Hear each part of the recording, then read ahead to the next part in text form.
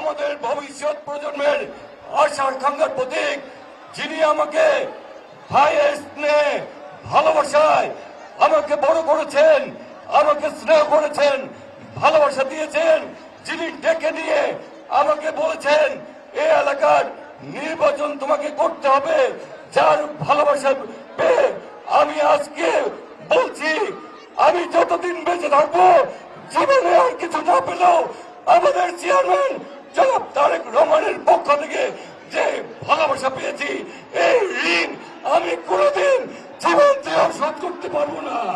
প্রিয় নেতৃবৃন্দ, আমরা কি আমাদের নেতা শহীদ রাষ্ট্রপতি জিয়াউর রহমানকে ভালোবাসি? আমরা কি আমাদের নেত্রী, যে নেত্রী দেশের জন্য নিজের জীবনকে উৎসর্গ করেছেন, বারবার কারাগারে গিয়েছেন, সন্তান হারিয়েছেন, গৃহ হারিয়েছেন, আমাদের সেই নেত্রী, আপসীন নেত্রী, বাংলাদেশের তিনবারের সাবেক প্রধানমন্ত্রী দেশ নেত্রী বেগম খালেদা জিয়ার আমরা কি ঋণ শোধ করতে প্রস্তুত আছি?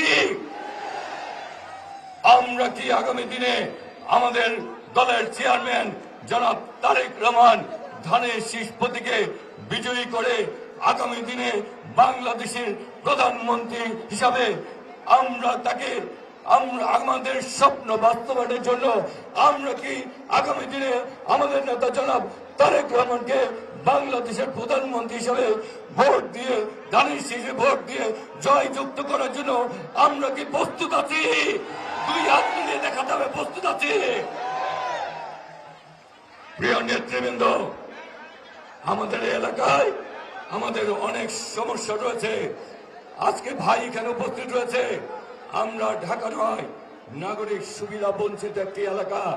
আমাদের এলাকায় আমাদের মা বোনরা গ্যাস রাতে, দিনের বেলায় গ্যাস পায় না, রাতের বেলায় চুলা জ্বালিয়ে আমাদের রান্না করতে হয়।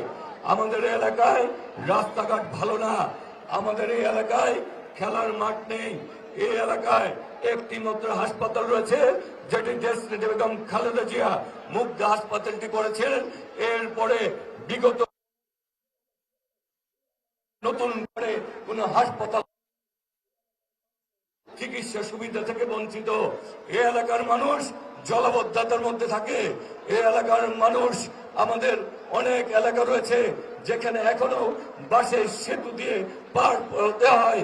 আমাদের এই এলাকায় এখনো আমাদের অনেক জায়গায় আমাদের মশকের কামড়ে আমাদের প্রতিদিন অনেক রোগ বালাইয়ের সৃষ্টি হয়।